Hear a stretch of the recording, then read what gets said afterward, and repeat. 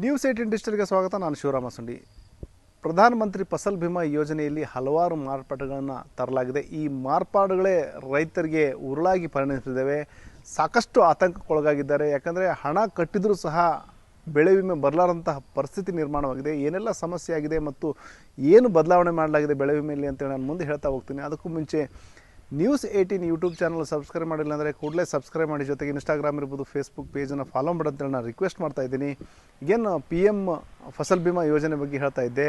ಇದು ರೈತರಿಗಾಗಿ ಏನು ಬೆಳೆ ವಿಮೆ ಅಂದರೆ ಬೆಳೆ ಹಾಕಿದಲ್ಲಿ ಏನಾದರೂ ನಷ್ಟವಾದಲ್ಲಿ, ಮಳೆ ಬಾರದೇ ಇತ್ಯಾದಿಗಳ ಕಾರಣದಿಂದಾಗಿ ನಷ್ಟವಾದಲ್ಲಿ ಬೆಳೆ ವಿಮೆ ಪರಿಹಾರ ಕಟ್ಟಿಕೊಡ್ಲಿಕ್ಕಂತಲೇ ಈ ಒಂದು ಪ್ರಧಾನಮಂತ್ರಿ ಫಸಲ್ ಬಿಮಾ ಯೋಜನೆಯನ್ನು ಜಾರಿಗೆ ತರಲಾಗಿದೆ. ಈ ಹಿಂದೆ ಬೇರೆ ಬೇರೆ ರೀತಿಯ ನಿಯಮಗಳಿದ್ದವು. ಆದರೆ ಈಗ ಆ ನಿಯಮಗಳು ಬದಲಾಗಿ ಈಗೇನೆಂದರೆ ಹೊಸ ನಿಯಮಗಳನ್ನು ಕೇಂದ್ರ ಸರ್ಕಾರ ಅಳವಡಿಸಿದೆ. ಇದರಿಂದಾಗಿ ರೈತರಿಗೆ ಒಂದು ರೀತಿಯಲ್ಲಿ ಸಂಕಷ್ಟ ಶುರುವಾಗಿದೆ ಅಂತ ಹೇಳ್ಬೋದು. ಹಲವಾರು ಬದಲಾವಣೆಗಳು ಮಾಡಿರೋದ್ರಿಂದಾಗಿ ಆ ಬದಲಾವಣೆಗಳೇ ಒಂದು ರೀತಿಯಲ್ಲಿ ಅನ್ನದಾತನಿಗೆ ಉರುಳಾಗಿ ಪರಿಣಮಿಸಿದಂತಲೇ ಹೇಳ್ಬೋದು. ಈಗೇನು ಹೊಸ ನಿಯಮಗಳ ಪ್ರಕಾರ ಏನಂದರೆ, ಈಗೇನು ಕ್ರಾಪ್ ಇನ್ಶೂರೆನ್ಸ್ ಮಾಡಿಸಿರ್ತಾರೆ, ಅಂದರೆ ಈಗೇನು ಪ್ರತಿಯೊಬ್ಬ ರೈತರು ಸಹ ಬಹುತೇಕ ರೈತರು ಏನಂದರೆ ಕೃಷಿ ಸಾಲ ಪಡೆಯುವಂತಹ ಸಂದರ್ಭದಲ್ಲಿನೇ ಈ ಒಂದು ಏನು ಬೆಳೆಯನ್ನು ಅಲ್ಲಿ ಇಂತಹ ಬೆಳೆ ಬೆಳೀತಾ ಇದ್ದೀವಿ ಅಂತೇಳಿ ಕೃಷಿ ಸಾಲ ತೆಗೆದುಕೊಂಡಿರ್ತಾರೆ. ಯಾವ ಬೆಳೆಗಾಗಿ ಕೃಷಿ ಸಾಲ ತೆಗೆದುಕೊಂಡಿರ್ತಾರೋ ಅದೇ ಬೆಳೆಗೆ ಹಾಕಿದರೆ ಮಾತ್ರ ಈ ಒಂದು ಬೆಳೆ ವಿಮೆ ಬೆಳೆ ವಿಮೆ ಪರಿಹಾರ ತೆಗೆದುಕೊಳ್ಳಬಹುದು. ಇಲ್ಲದೇ ಇದ್ದರೆ ಒಂದು ವೇಳೆ ಅಲ್ಲಿ ಏನಾದರೂ ಬದಲಿ ಬೆಳೆ ಹಾಕಿದರೆ ಆ ಬೆಳೆಗೆ ಪರಿಹಾರ ಸಿಗಲ್ಲ ಅನ್ನೋದೇ ಹೊಸ ನಿಯಮವಾಗಿದೆ.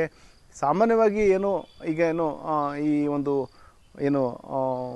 ಸಾಲ ಪಡೆಯುವಂಥ ಸಂದರ್ಭದಲ್ಲಿ ಆ ಸಂದರ್ಭದಲ್ಲಿ ಮಳೆ ಯಾವ ರೀತಿ ಇರುತ್ತೋ ಅಂತ ನಿರ್ದಿಷ್ಟವಾಗಿ ಹೇಳಲಿಕ್ಕಾಗಲ್ಲ. ಉದಾಹರಣೆಗೆ ಹೇಳಬೇಕಾದ್ರೆ ಏಪ್ರಿಲ್ ಮೇ ತಿಂಗಳಲ್ಲಿ ರೈತ ಸಾಲ ತೆಗೆದುಕೊಂಡ್ರೆ ಬಿತ್ತನೆ ಮಾಡೋದು ಜೂನ್ ಜುಲೈನಲ್ಲಿ. ಹಾಗಾಗಿ ಮಳೆ ಎಷ್ಟು ಬರ್ತದೆ, ಏನಾಗುತ್ತೆ ಮತ್ತು ಯಾವ ರೀತಿ ನಮಗೆ ಬೆಳೆ ಬರ್ಬೋದು ಅನ್ನೋ ಒಂದು ಲೆಕ್ಕಾಚಾರ ಆತಂದಿರಲ್ಲ. ಮೊದಲು ಹತ್ತಿ ಹಾಕ್ಲಿಕ್ಕೆ ವಿಚಾರ ಮಾಡಿರ್ತಾನೆ, ಹೆಸರು ಹಾಕ್ಲಿಕ್ಕೆ ವಿಚಾರ ಮಾಡಿರ್ತಾನೆ, ನಂತರದಲ್ಲಿ ಮಳೆ ಬಾರದೇ ಇದ್ದಲ್ಲಿ ಬೇರೆ ಬೆಳೆ ಹಾಕಿರ್ತಾನೆ. ಈ ರೀತಿಯ ಒಂದು ಮಾರ್ಪಾಡುಗಳನ್ನು ರೈತ ಮಾಡ್ಕೊಳ್ತಾನೆ. ಆ ಒಂದು ಹೊಲದಲ್ಲಿ ಬಿತ್ತನೆ ಮಾಡಿರ್ತಾನೆ ಅದಕ್ಕೆ ಆ ಒಂದು ಬೆಳೆ ವಿಮೆ ವಿಮಾ ಕಂತು ಕಟ್ಟುವಂಥ ಪದ್ಧತಿ ಮೊದಲಿತ್ತು. ಆದರೆ ಈಗ ಏನಂದರೆ ಸಾಲ ತೆಗೆದುಕೊಳ್ಳುವಂಥ ಸಂದರ್ಭದಲ್ಲಿ ಯಾವ ಬೆಳೆನ ಮೆನ್ಷನ್ ಮಾಡಿರ್ತಾನೆ ಮತ್ತು ಅಲ್ಲೊಂದು ಡಿಕ್ಲರೇಷನ್ ಸಹ ಪಡ್ಕೊಂಡಿರ್ತಾರೆ. ಕೃಷಿ ಅಗ್ರಿಕಲ್ಚರ್ ಲೋನ್ ತೆಗೆದುಕೊಳ್ಳೋ ಸಂದರ್ಭದಲ್ಲಿ ಬ್ಯಾಂಕ್ಗಳು ಆ ಡಿಕ್ಲರೇಷನ್ ಪಡ್ಕೊಳ್ಳೋಂಥ ಸಂದರ್ಭದಲ್ಲಿ ಅಲ್ಲಿ ಬೆಳೆ ಮೆನ್ಷನ್ ಮಾಡಿರ್ತಾರೋ, ಉದಾಹರಣೆಗೆ ಹೆಸರು ಅಂತ ಮೆನ್ಷನ್ ಮಾಡಿದರೆ ಇಲ್ಲಿ ಹೆಸರು ಹಾಕಲೇಬೇಕು. ಒಂದು ವೇಳೆ ಹೆಸರು ಬಿಟ್ಟು ಬೇರೆ ಬೆಳೆ ಹಾಕಿದಲ್ಲಿ ಆ ಒಂದು ಬೆಳೆಗೆ ವಿಮೆ ಸಿಗಲ್ಲ, ಅಂದರೆ ಒಂದು ವೇಳೆ ನಷ್ಟ ಆದಲ್ಲಿ ವಿಮೆ ಸಿಗಲ್ಲ.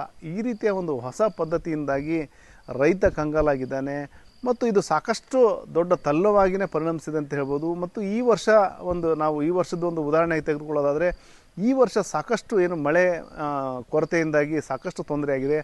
ಆರಂಭದಲ್ಲಿ ಒಂದಷ್ಟು ಮಳೆ ಬಂದಿತ್ತು, ನಂತರದಲ್ಲಿ ಮಳೆ ಅಭಾವದಿಂದಾಗಿ ಬಹುತೇಕ ಬೆಳೆಗಳು ಒಣಗ್ತಾ ಇದ್ದಾವೆ ಮತ್ತು ಕೆಲವೊಬ್ಬರು ರೈತರು ಆ ಒಂದು ಬೆಳೆನ ಹರಿಗಿಬಿಟ್ಟು ಬೇರೆ ಬೆಳೆ ಹಾಕುವಂಥ ಒಂದು ಸಿದ್ಧತೆಗಳು ಮಾಡ್ಕೊಳ್ತಾ ಇದ್ದಾರೆ. ಹೀಗಿರಬೇಕಾದ್ರೆ ಸಾಲ ಪಡೆದಂಥ ಸಂದರ್ಭದಲ್ಲಿ ಮೆನ್ಷನ್ ಮಾಡಿದ ಬೆಳೆ ಒಂದಾದರೆ, ಬಿತ್ತನೆ ಮಾಡಿದ್ದು ಮತ್ತೊಂದು ಬೆಳೆ, ಅದು ಸಹ ಬೆಳೆ ಬಾರದೇ ಒಣಗಿ ಹೋಗಿರೋದ್ರಿಂದಾಗಿ ಬೇರೆ ಬೆಳೆ ಹಾಕುವಂಥ ಹಂತದಲ್ಲಿ ರೈತನಿರುವಂಥ ಸಂದರ್ಭದಲ್ಲಿ ಈಗ ಆ ಒಂದು ಯಾವ ಬಿತ್ತನೆ ಮಾಡಿದ್ದ ಆ ಬೆಳೆಗೆ ವಿಮೆ ಕಟ್ಟುವಂತಹ ಪ್ರಯತ್ನ ಮಾಡಿದ ಸಂದರ್ಭದಲ್ಲಿ ಅದಕ್ಕೆ ಅವಕಾಶ ಇಲ್ಲ. ನೀವು ಹಿಂದೆ ಬೆಳೆ ಮೆನ್ಷನ್ ಮಾಡಿದ್ರಿ ಆ ಬೆಳೆ ಹಾಕಿದರೆ ಮಾತ್ರ ಇಲ್ಲಿ ವಿಮೆ ಇದು ಮಾಡ್ಬೋದು ಮತ್ತು ವಿಮೆ ಪರಿಹಾರ ಪಡಿಬೋದು ಅನ್ನೋ ಒಂದು ಮಾತನ್ನು ಬೆಳೆ ವಿಮಾ ಕಂಪ್ನಿಗಳು ಹೇಳ್ತಾ ಇರೋದ್ರಿಂದಾಗಿ ಇದು ಒಂದು ರೈತರ ಆಕ್ರೋಶಕ್ಕೆ ಕಾರಣವಾಗಿದೆ ಅಂತ ಹೇಳ್ಬೋದು. ಇದು ಈ ರೀತಿಯ ಒಂದು ನಿಯಮಗಳಿಂದಾಗಿ ಸಾಕಷ್ಟು ತೊಂದರೆ ಆಗ್ತಾಯಿದೆ ಅಂತಲೇ ಹೇಳ್ಬೋದು. ಮತ್ತು ಇದು ಹೊಸ ನಿಯಮಗಳು ಅಟ್ಲೀಸ್ಟ್ ಒಂದು ಪ್ರಾಕ್ಟಿಕಲ್ಲಾಗಿ ವಿಚಾರ ಮಾಡಿ ತೊಂದರೆ ಅಂದರೆ ಫೀಲ್ಡ್ನಲ್ಲಿ ಯಾವ ರೀತಿ ತೊಂದರೆಗಳಾಗುತ್ತೆ ಅನ್ನೋದು ವಿಚಾರ ಮಾಡದೇ ಈ ಒಂದು ನಿಯಮಗಳು ಜಾರಿಗೆ ತಂದಿದ್ದಾರೆ ಅನ್ನೋ ಒಂದು ಆರೋಪ ರೈತರದ್ದಾಗಿದೆ. ಹಾಗಾಗಿ ಈ ನಿಟ್ಟಿನಲ್ಲಿ ಆ ಒಂದು ಹಳೆಯ ಪದ್ಧತಿನೇ ನಮಗೆ ಚೆನ್ನಾಗಿತ್ತು, ಆ ಹಳೆಯ ಪದ್ಧತಿನೇ ಮುಂದುವರಿಸಬೇಕು ಅನ್ನೋ ಒಂದು ಆಗ್ರಹ ಸಹ ವ್ಯಕ್ತವಾಗ್ತಾ ಇದೆ.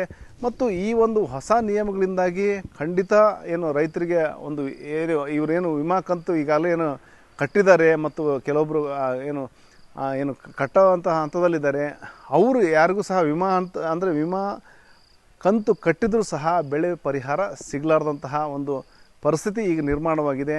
ಇದು ಒಂದು ರೈತರ ಆಕ್ರೋಶಕ್ಕೆ ಕಾರಣವಾಗಿದೆ. ಯಾಕಂದರೆ ಏನು ಆ ಒಂದು ಸಾಲ ತೆಗೆದುಕೊಳ್ಳೋ ಸಂದರ್ಭದಲ್ಲಿ ಪರಿಸ್ಥಿತಿನೇ ಬೇರೆ ಇದ್ದು ನಂತರದಲ್ಲಿ ಬೇರೆ ಬೆಳೆ ಹಾಕಿದಲ್ಲಿ ವಿಮೆ ಕಂತು ಯಾವ ಬೆಳೆಗೆ ತುಂಬಿರ್ತಾರೋ ಆ ಬೆಳೆಗೆ ಪರಿಹಾರ ಕೊಟ್ಟರೆ ಸಾಕನ್ನೋ ಒಂದು ವಾದ ರೈತರದ್ದಾಗಿದೆ. ಸರ್, ಪ್ರಧಾನಮಂತ್ರಿ ಫಸಲ್ ಬಿಮಾ ಯೋಜನೆಯೊಳಗೆ ಮಾರ್ಪಾಡು ಮಾಡಿದ್ರಿಂದ ಮೊದಲಿನ ಯೋಜನೆ ರೈತರ ಪರವಾಗಿತ್ತು. ಈಗ ಯೋಜನೆಗಳ ಕೆಲವೊಂದು ಮಾರ್ಪಾಡು ಮಾಡಿದ್ರಿಂದ ರೈತರಿಗೆ ಭಾಳ ಸಮಸ್ಯೆ ಆಗ್ತಾಯಿದೆ. ಯಾವ ರೀತಿ ಸಮಸ್ಯೆ ಆಗ್ತಿದೆ ಅಂತಂದ್ರೆ, ರೈತರು ಕ್ರಾಪ್ ಲೋನ್ ತೊಗೊಳ್ಳೋ ಮುಂದಾಗಿ ಬ್ಯಾಂಕ್ನಲ್ಲಿ, ರಾಷ್ಟ್ರೀಕೃತ ಬ್ಯಾಂಕ್ನಲ್ಲಿ ಲೋನ್ ತೊಗೊಳ್ಳೋ ಸಂದರ್ಭದಲ್ಲಿ ಯಾವುದೋ ಒಂದು ಬೆಳೆಯನ್ನು ಅವರು ಮೆಡಿಸಿನ್ ಮಾಡ್ತಿರ್ತಾರೆ. ನಾ ಇಂಥ ಪೀಕನ್ನು ಹಾಕಿರ್ತಿರ್ತೇನೆ ಅಂತಂದ್ರೆ, ಆದರೆ ನಮ್ಮದು ಮಳೆ ಆಶ್ರಿತ ಭೂಮಿ ಆಗಿದ್ದರಿಂದ ಉತ್ತರ ಕರ್ನಾಟಕ ಆಲ್ಮೋಸ್ಟ್ ಅಲ್ಲಿ ಒಣ ಬೇಸಾಯ, ಇಲ್ಲಿ ಯಾವುದೇ ನೀರಾವರಿ ಇರೋದಿಲ್ಲ.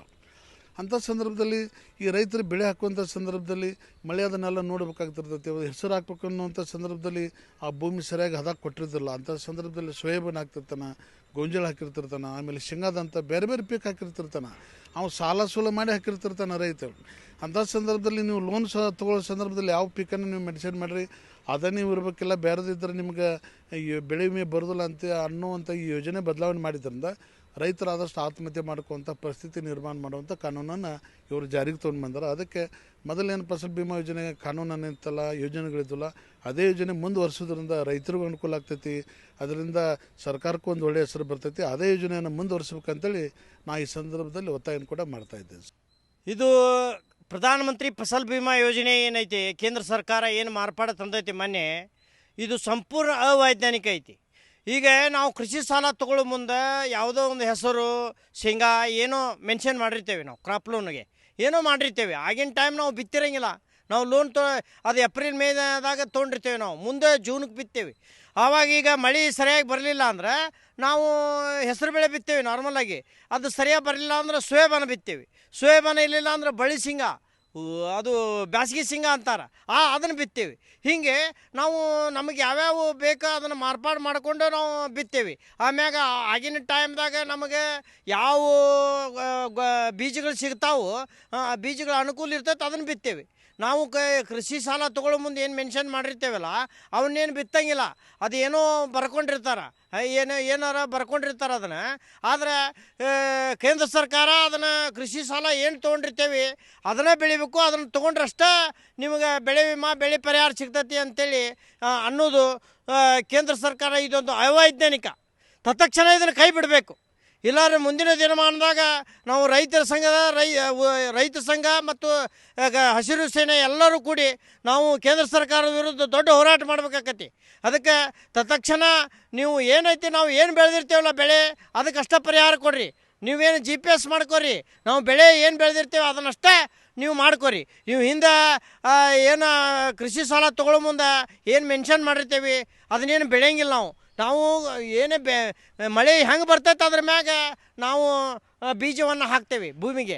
ಅದಕ್ಕೆ ನೀವು ಈ ಕೇಂದ್ರ ಸರ್ಕಾರ ಏನು ಹೊಸ ನಿಯಮ ಏನೋ ತಂದಿರಿ ಅದು ಸಂಪೂರ್ಣ ಅವೈಜ್ಞಾನಿಕ ಐತಿ. ತತ್ಕ್ಷಣ ಕೇಂದ್ರ ಕೃಷಿ ಸಚಿವರು ಅದನ್ನು ಕೈ ಬಿಡಬೇಕಂತೇಳಿ ಈ ಮೂಲಕ ನಾನು ಹಾಂ ಬೆಳೆ ಚೇಂಜ್ ಆಗ್ತೈತಿ. ಈಗ ಬರೀ ಕಡ್ಲೆ ಅಷ್ಟೇ ಬಿತ್ತೇವೆ, ನಾಳೆ ಗೋಧಿ ಬಿತ್ತೇವೆ.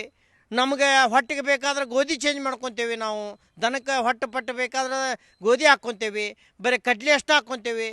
ಮತ್ತು ಇನ್ನಿತರೆ ಬರೀ ಏನು ನಾಳೆ ಇದು ಕುಶ್ಬಿ ಇಡೀ ಕುಶ್ಬಿನೇ ಹಾಕ್ತೇವೆ ನಾವು ಎಷ್ಟೋ ಮಂದಿ. ಅದೇ ಕೃಷಿ ಇದರಲ್ಲಿ ನಾವು ಬರ್ದಿರಂಗಿಲ್ಲ, ಎಲ್ಲ ಬರೆಯೋಕ್ಕಾಗೋದಿಲ್ಲ.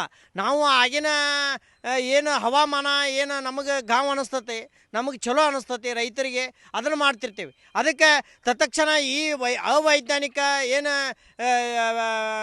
ಕೃಷಿ ಸಾಲ ತೊಗೊಳ್ಳೋ ಮುಂದೆ ಏನು ನಾವೇನು ಉಲ್ಲೇಖ ಮಾಡಿರ್ತೇವೆ ಅದನ್ನು ನೋಡಿಕೊಂಡು ನೀವು ಬೆಳೆ ಹಾನಿ ಕೊಡ್ತೇನೆ ಅಂದ್ರೆ ಸಂಪೂರ್ಣ ಅವೈಜ್ಞಾನಿಕ ಐತೆ. ಅದಕ್ಕೆ ತತ್ಕ್ಷಣ ಕೈ ಬಿಡಬೇಕು.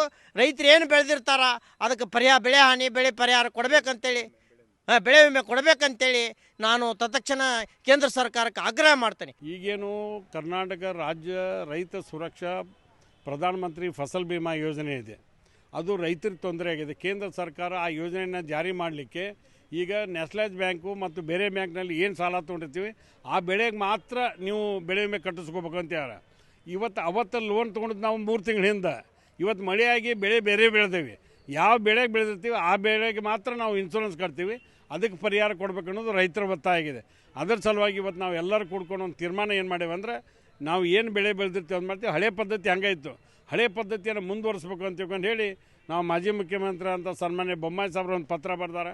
ನಮ್ಮ ಕೇಂದ್ರ ಸಚಿವರು ಅಂತ ಜೋಶಿ ಸಾಹೇಬ್ರಿಗೂ ಮನವಿ ಮಾಡ್ತೀನಿ. ಮುಖ್ಯಮಂತ್ರಿ ಸನ್ಮಾನ್ಯ DK ಶಿವಕುಮಾರ್ ಸಾಹೇಬ್ರಿಗೆ ಬೆಳಗಾವಿಯಲ್ಲಿ ನಡೆದಂಥ ಸಭೆಯಲ್ಲಿ ಒಂದು ಮನವಿ ಕೊಟ್ಟೇನೆ. ಹಿಂಗೆ ಒಟ್ಟಿನ ಮೇಲೆ ಇದನ್ನು ಮಾಡಿ ಸರಿ ಮಾಡ್ತಕ್ಕಂಥ ಪ್ರಯತ್ನ ಮಾಡತ್ತೀವಿ. ಸರಿ ಮಾಡದೇ ಇದ್ದರೆ ರೈತರ ಕಡೆಯಿಂದ ಒಂದು ಡಿಕ್ಲರೇಷನ್ ತೊಗೊಳತ್ತಾರ ಅವರು. ನಾವು ಯಾವುದೇ ಪರಿಹಾರ ಕೇಳೋಂಗಿಲ್ಲ, ಏನು ಕೇಳೋಂಗಿಲ್ಲ ಅಂತ. ಮತ್ತು ಬೆಳೆ ವಿಮೆ ಯಾಕೆ ಕಟ್ಟಬೇಕು? ಪರಿಹಾರ ಬೇಕಂತ ಬೆಳೆ ವಿಮೆ ಕಟ್ಟೋದು. ನಾವು ಯಾವ ಬೆಳೆ ಹಾಕಿರ್ತೀವಿ, ಯಾವ ಬೆಳೆ ತುಂಬಿಕೊಟ್ಟಿರ್ತೀವಿ, ಅದಕ್ಕೆ ಮಾತ್ರ ಪರಿಹಾರ ಕೊಡ್ಬೇಕಂತ ಒಂದು ಒತ್ತಾಯ ಆಗಿದೆ. ಅಲ್ಲ, ಕೇಂದ್ರ ಸರ್ಕಾರಕ್ಕೆ ಮನವಿ ಮಾಡೀವಿ, ರಾಜ್ಯ ಸರ್ಕಾರದಿಂದ ಪತ್ರನೂ ಕೂಡ ಬರ್ಸೀವಿ. ಅದಕ್ಕೆ ಕೇಂದ್ರ ಸರ್ಕಾರದಿಂದ ಕ್ಲಾರಿಫಿಕೇಷನ್ ಬರಬೇಕು. 15ನೇ ತಾರೀಕು ಲಾಸ್ಟ್ ಐತಿ, ಆದಷ್ಟು ಬೇಗ ಮಾಡಬೇಕಂತ ತಮ್ಮ ಮೂಲಕ ಒತ್ತಾಯ ಮಾಡಿದೆ. ಈ ನಿಟ್ಟಿನಲ್ಲಿ ಕೇಂದ್ರ ಸರ್ಕಾರ ಸಹ ಗಂಭೀರ ಒಂದು ಚಿಂತನೆ ಮಾಡುವಂಥ ಅವಶ್ಯಕತೆ ಇದೆ. ಯಾಕಂದರೆ ಈಗೇನು ಈಗ ನಮ್ಮ ಬಹುತೇಕ ಪ್ರದೇಶ ಏನಂದರೆ ಹವಾಮಾನ ಕ್ಕೆ ಅನುಗುಣವಾಗಿ ಒಂದು ಬೆಳೆ ಬೆಳೆಯುವಂಥ ಪದ್ಧತಿ, ಬಹುತೇಕ ಬಯಲು ಭೂಮಿ ಇರೋದರಿಂದಾಗಿ ಅಲ್ಲಿ ಮಳೆ ಯಾವ ರೀತಿ ಬರ್ತದೆ ಅದಕ್ಕೆ ತಕ್ಕಂಗೆ ಬೀಜ ಬಿತ್ತನೆ ಮಾಡಿ ಫಸಲು ಬೆಳೆಯುವಂತಹ ಕೆಲಸವನ್ನು ರೈತರು ಮಾಡ್ತಾರೆ. ಹಾಗಿರಬೇಕಾದ್ರೆ ಏನು ಈ ರೀತಿಯ ಒಂದು ನಿಯಮಗಳನ್ನು ಏಕಾಏಕಿ ಬದಲಾವಣೆ ಮಾಡಿ ಈಗ ರೈತರ ಮೇಲೆ ಗದಾ ಪ್ರಹಾರ ಮಾಡಿಕೊಟ್ಟಿರೋದು ಎಷ್ಟು ಸರಿ ಅನ್ನೋ ಒಂದು ಪ್ರಶ್ನೆ ಅನ್ನದಾತರದ್ದಾಗಿದೆ. ಈ ನಿಟ್ಟಿನಲ್ಲಿ ಕೇಂದ್ರ ಸರ್ಕಾರ ಗಂಭೀರ ಚಿಂತನೆ ಮಾಡೋದ್ರ ಜೊತೆಗೆ ನಿಯಮಗಳನ್ನು ಸರಳೀಕರಣಗೊಳಿಸಬೇಕು. ಜೊತೆಗೆ ಏನು ಆದಷ್ಟು ರೈತ ಪರವಾಗಿ ರೈತರಿಗೆ ಒಂದು ಪರಿಹಾರ ಸಿಗುವ ನಿಟ್ಟಿನಲ್ಲಿ ಆ ಥರದ ಒಂದು ವಿಮೆ ಪಾಲಿಸಿನ ಮಾಡಿದಲ್ಲಿ ಖಂಡಿತ ಎಲ್ರಿಗೂ ಅನುಕೂಲ ಆಗುತ್ತೆ ಅನ್ನೋ ಒಂದು ಅಭಿಪ್ರಾಯ ರೈತರದಾಗಿದೆ. ಶಿವರಾಮ ಸುಂಡಿ, ನ್ಯೂಸ್ 18 ಹುಬ್ಬಳ್ಳಿ. ನಿರ್ಭೀತ, ನಿಷ್ಪಕ್ಷಪಾತ, ವಿಶ್ವಾಸಾರ್ಹ ಸುದ್ದಿಗಳಿಗೆ ಮತ್ತೊಂದು ಹೆಸರಾಗಿರುವ ನ್ಯೂಸ್ 18 ಕನ್ನಡ ಈಗ ಆಪ್ನಲ್ಲೂ ಲಭ್ಯವಿದೆ. ದಯವಿಟ್ಟು ಇಲ್ಲಿರುವ QR ಕೋಡ್ ಅನ್ನು ಸ್ಕ್ಯಾನ್ ಮಾಡಿಕೊಂಡು ಆಪ್ ಡೌನ್ಲೋಡ್ ಮಾಡೋದಕ್ಕೆ ಮರಿಬೇಡಿ. ನಿಮ್ಮ ಬೆಂಬಲ ಹೀಗೆ ಸದಾ ನಮ್ಮೊಂದಿಗಿರಲಿ. ಧನ್ಯವಾದ.